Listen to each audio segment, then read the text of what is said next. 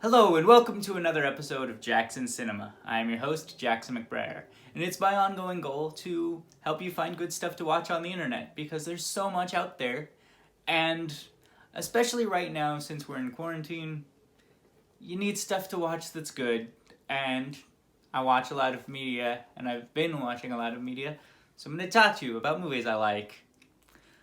I just watched Toy Story 4 on my friend Sherazada Kent's recommendation, and it's awesome. It is a really good entry to the Toy Story franchise, and I thought Toy Story 3 had such a poignant ending. What can you possibly do to justify the existence of Toy Story 4? And they justified it, it justifies its existence. It totally makes sense within the framework of Toy Story, and it has some really poignant parts to it that are touching and heartwarming and thought-provoking. One of the things I want to talk about is the existence of the character Forky. Now, Forky is a spork that the main character creates in her first day of kindergarten.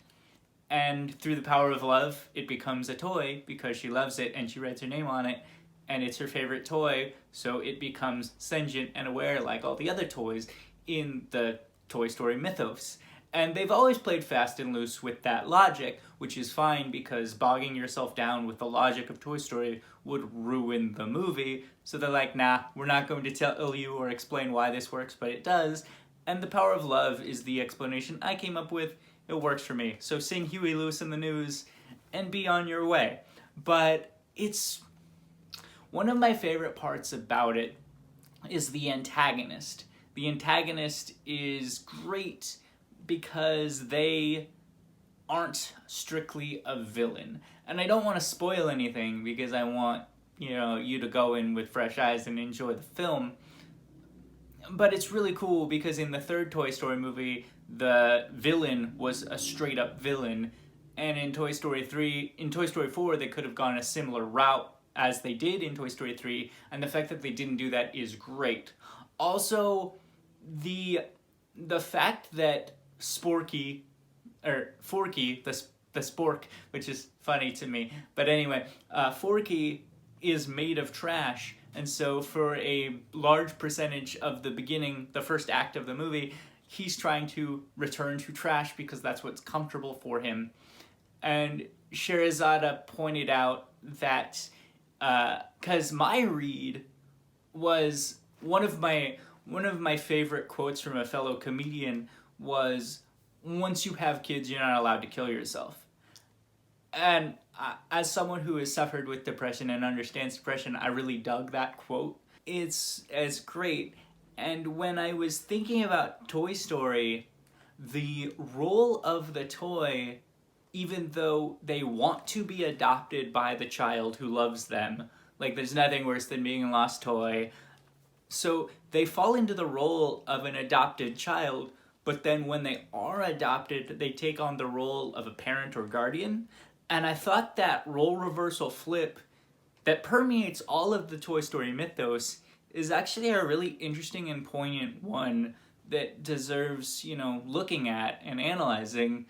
I really also appreciate, there's a scene when Forky and Woody are walking down the highway and they have this great touching conversation, and that's when Forky goes from being sort of this one-note joke to a fleshed out character, and it also could be read as coding for difference, whether that be physical disability, mental disability, otherness of any kind, and still being okay.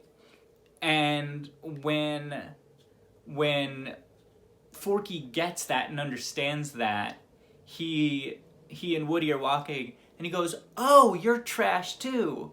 And instead of correcting him, he actually realizes that when Forky is saying that, he means we're the same, we are similar, and I dug that as my read.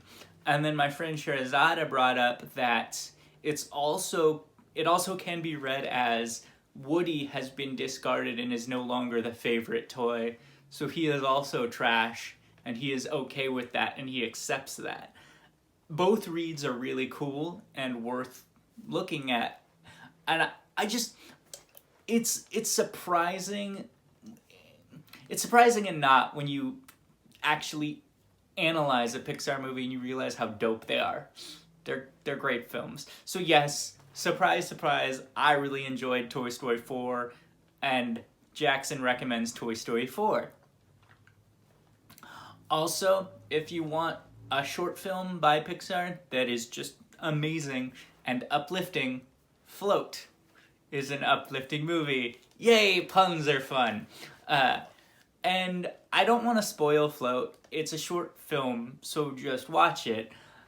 But also, it is almost a silent film. There is, I believe, one line of dialogue which could have been done as a title card like an old silent movie, but it's not because it's for kids. But that's the only dialogue that's spoken, and great storytelling can be told with the sound off, and you still understand and grok what's happening.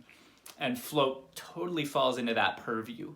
So check out Float. It's also on Disney+. Now, my last recommendation is on Amazon Prime, and shout out to my sister, Melissa, who recommended Hunters. Now, Hunters is about Jews in the 1970s killing Nazis.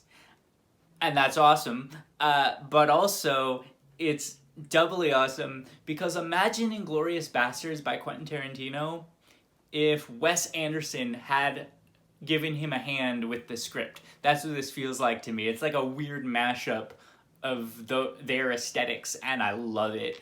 It has this tongue-in-cheekness to it that pairs really well with the gut-wrenching heartbreakingness of the story.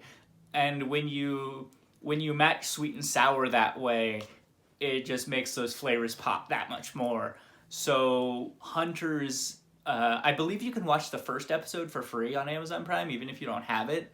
Their thinking is, well, now you're going to want to purchase Amazon Prime to watch the rest, which, you know, that's solid capitalism. I can't fault them for that. So yeah, I recommend Hunters. It's on Amazon Prime, and it is really excellent. There's a lot of amazing things on the internet. I really appreciate you watching my video. Be excellent to each other, party on, and take care of the people you love.